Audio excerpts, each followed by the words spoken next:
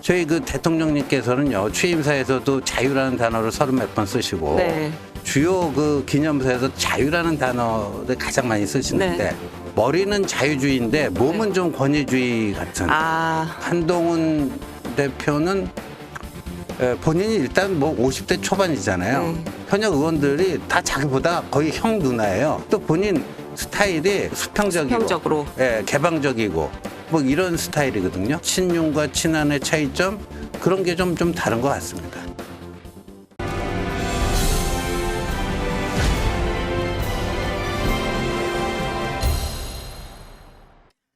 네, 여러분 안녕하세요. 송주영입니다. 나는 정치이다. 이번 시간에는요.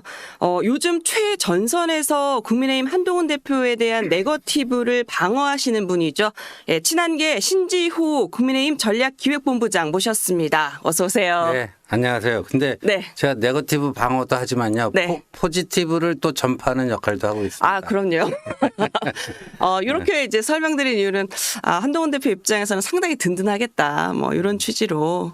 근데 본인의 억울하거나 얘기하고 싶은 걸 대표가 모든 자리에 가서 말씀하실 수는 없잖아요, 또. 그래서 정치는 혼자 할 수가 없는 직업입니다. 맞아요. 그래서 함께 가서 뭔가를 해야 되는. 그 국정감사 이제 시작이 됐는데 사실 국감은 이제 원내의 시간이잖아요. 그렇죠. 그래서 이제 뭐 원외인 한동훈 대표의 존재감이 좀 줄어들 것이다. 뭐 이런 전망들이 굉장히 많았는데 뭐 이번 주 보니까는 뭐 전혀 달라요. 근데 이제 뭐 어제부터 국감이 시작됐고 오늘 이틀째인데 뭐 한 26일 정도 뭐 이렇게 국감이 진행된다고 다음 달 합니다만. 1일까지. 예. 근데 아무래도 이제 원외다 보면 주목도가 좀 떨어질 수가 있는데 지금 여러 가지 그 조성된 정세가 한동훈의 일거수일투족에 주목을 안 할 수 없는 상황이 되는 것 같아요. 그러니까 본인이 뭐 끼를 발휘해서 뭐 이렇게 어텐션을 모으고 하는 게 아니고 상황 자체가 그렇게 되는 것 같아요. 상황이 그렇게 돌아간다.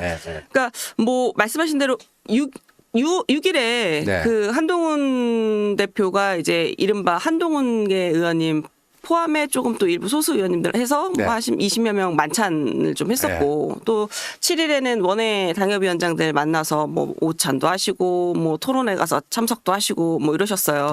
근데 이게 이제 공교롭게 국감 전후란 말이에요.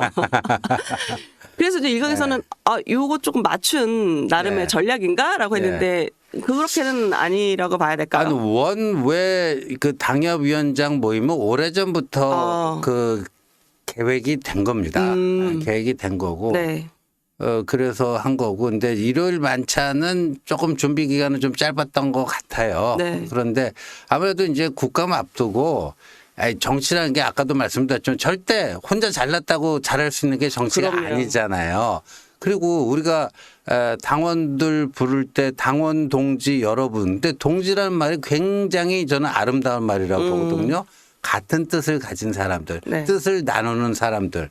그러니까 지금이 그리고 난국이잖아요. 굉장히 저희 여당으로서는 정말 힘든 그런 하루하루인데 이럴 때는 뭐 같이 어깨동무하고 스크럼 짜고 가면은요. 그 험한 길도 조금 더 편안하게 갈 수도 있고요. 그러니까 동지애가 굉장히 중요하고 그다음에 그 지금 국정감사 시즌인데 저쪽은 192석인데 우리는 108석. 절대적인 열세.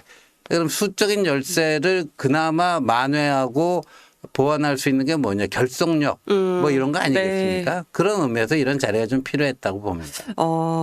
그 말씀하신 대로 그 결속력이라는 게 되게 중요한데 이 모임이 사실은 일회성으로 끝나면 그냥 한 번 화제되고 마는 건데 이제 그 어떤 모임의 이제 내용이 어땠냐에 따라서 굉장히 좀 결속을 잘 다질 수 있는 그런 자리였냐에 따라서는 뭐 2회, 3회 계속 되면서 사실상 함께 갈 수 있는 세력도 좀 만들고 그리고 이제 또 앞으로 이제 선거도 많고 큰 선거들이 많잖아요. 이제 힘도 좀 모을 수 있고 이런 건데 참석하셨잖아요, 부총리. 저는 이제 원내 의원들. 원내 의원들. 그래서 저는 참석 안 했고요. 그 자리가 결속을 도모할 수 있는 자리라고 판단을 좀 하세요?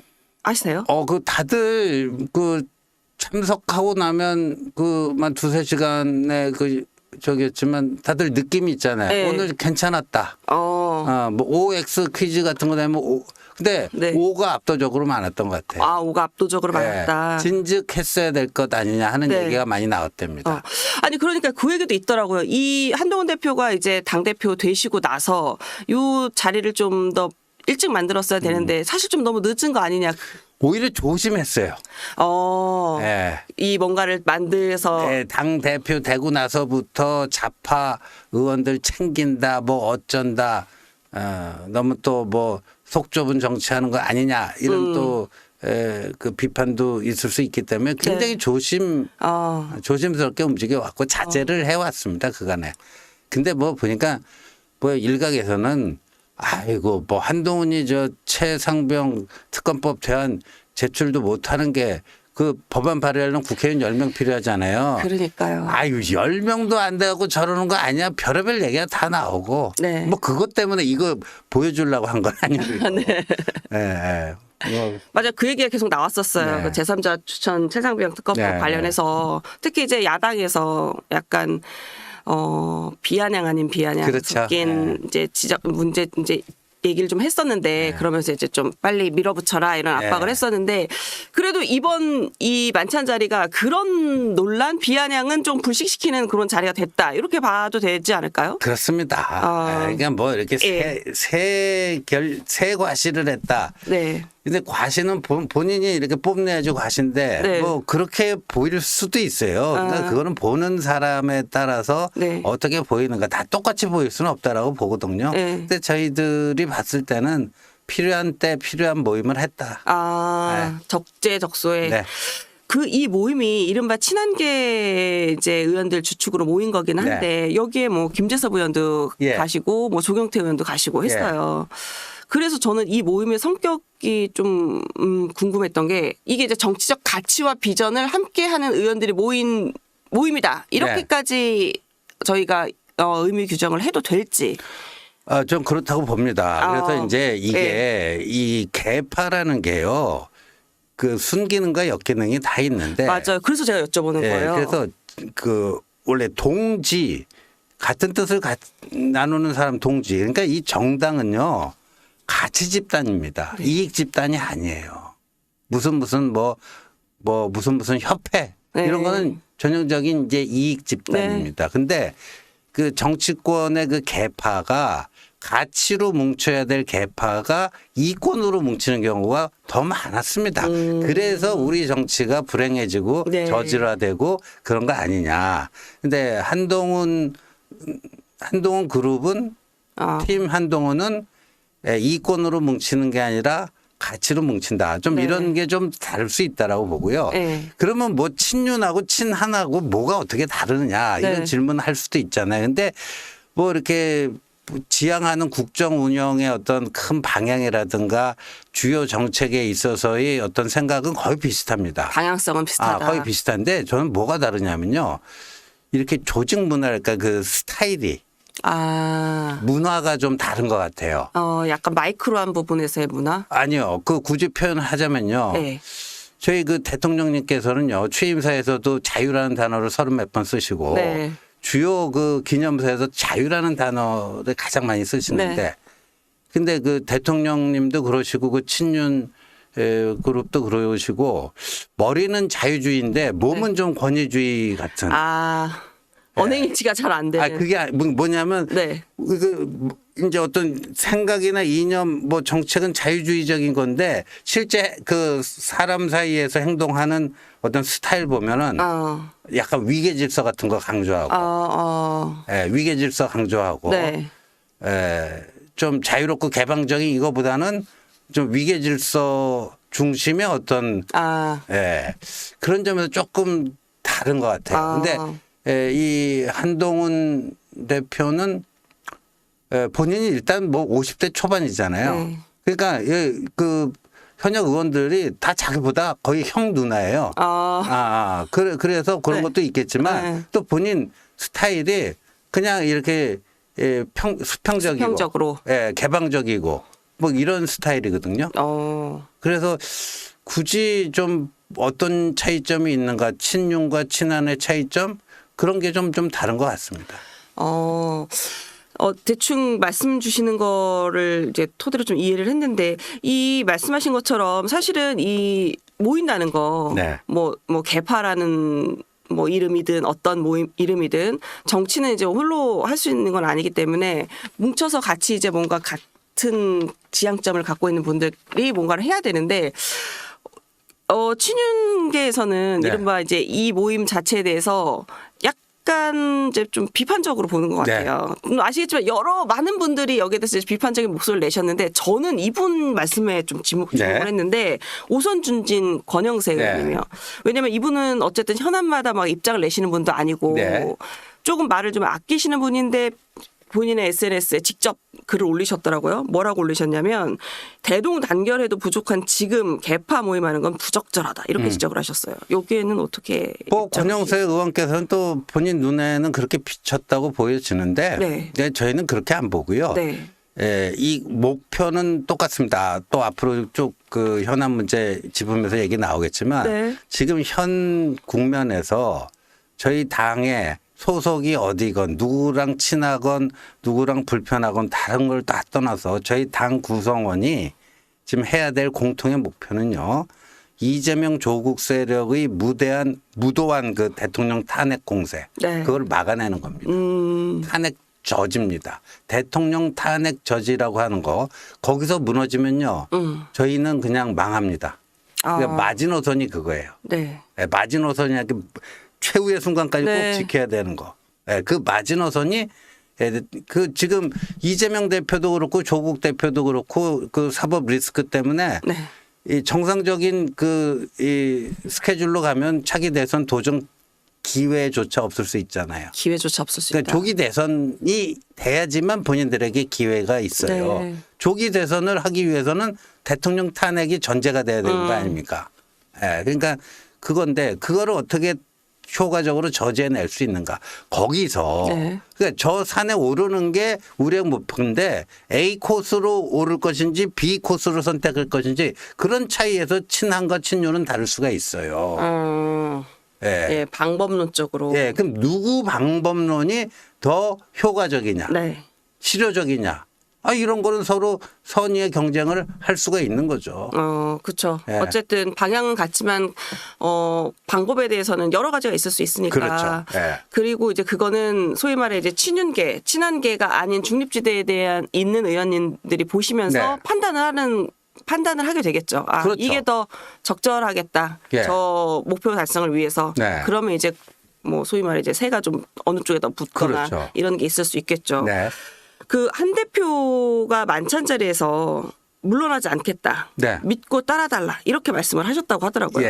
근데 이 발언의 행간을 저희가 어떻게 읽어야 될까요? 그 발언의 행간은요. 원래 한동훈 스타일이 그렇습니다. 원래 한동훈 스타일이 원래 한동훈 스타일이 어렵고 골치 아픈 문제다 해서 물러서거나 그건 절대 한동훈의 기질상 그렇게 하라고 해도 잘 안 되는 것 같고요. 그리고 또 꾀돌이들은 좀 이렇게 돌아서 가려고 그래요. 우회하기도 하죠. 우회하기도 하고. 근데 한동훈 스타일은 굳이 얘기하면 정면 돌파 스타일이죠. 같이 일을 해보시니까 더 그게 확 느껴졌어요. 그럼요. 뭐 그걸 좀 저희 이제 구독자분들이나 좀 이해할 수 있게 사례를 좀 하나 들어줄 수 있나요? 이게 지금 그렇잖아요. 이 지금 대통령 임기가 아직 반환점도 돌지 않았습니다. 그렇죠. 맞아요. 그런데 뭐 수평적 당정 관계 운운하고 뭐 본인 생각하고 다르면 그때마다 대통령실 또 대통령 지지자들로부터 엄청난 압력을 받을 것이 눈에 보듯 훤한데 좀 이렇게 원만한 관계 유지하다가 임기 말에 대통령 힘 좀 빠질 때쯤 뭔가 차별화를 시도한다든가 꾀돌이들은 그렇게 할 수가 있어요. 전략적으로. 근데 이분은 그렇게 안 하잖아요. 지금 필요한 시점에 필요한 목소리를 좀 내는 스타일이다. 그러면 그래서 그런 걸까요? 그 만찬 모임 이후에 그 원외 당협위원장 그 비공개 토론하셨을 때 이 말씀하셨다고 그러더라고요. 선택의 시간이 다가오고 있다. 선택을 해야 한다면 민심을 따를 것이다. 이 얘기 민심을 따를 것이다라는 건 사실은 전대기관에서도 계속 얘기를 했었어요. 이게 사실은 근데 가볍게 넘길 워딩은 아니거든요. 근데 이게 그러면 김건희 여사 건에 대한 선택의 시간이라고 저희가 봐야 될까요? 아니면 여러 가지 것들에 있어서 대통령실과의 관계에 있어서 선택의 시간이 오면 민심을 예. 따르겠다 이렇게 좀 더 넓게 봐야 될까요? 꼭 뭐 어떤 특정 이슈 하나에만 딱 그 엮여 있는 것 같지는 않고요. 네. 그런데 지금 아까도 말씀드렸듯이 이제 지금의 국면은 이재명 조국 세력이 조기 대선을 위한 대통령 탄핵 추진. 그 엊그저께 강화 군수 보궐선거 가서 네, 인천 이재명 강화. 대표가 끌어내리겠다는 표현을 3번이나 썼습니다. 네. 같은 장소에서요. 그래놓고 탄핵 얘기를 안 했다고 오리발 내밀고 있는데 그건 뭐 삼척동자 다 아는 얘기니까요. 굳이 설명할 필요 없고. 그러니까 조기 대선을 위한 대통령 탄핵 몰이를 하고 있는 거예요. 근데 대통령 탄핵 몰이에 있어서 그걸 성공시키기 위해서 제일 약한 고리가 어디냐. 네. 그게 김건희 여사 문제라고 보는 거예요. 그래서 민주당에서, 네. 예, 오늘 아침 조간신문 보면 국감 1일차 네. 김건희 블랙홀 뭐 이런 식의 표현들이 나오잖아요. 네, 조간 일면에 그렇게 예, 나오더라고요. 거의 모든 상임위에서 네. 여사 이슈를 가지고 이슈 파이팅을 시작을 한 거예요. 야당이. 맞아요. 이게 다 뭐겠는가.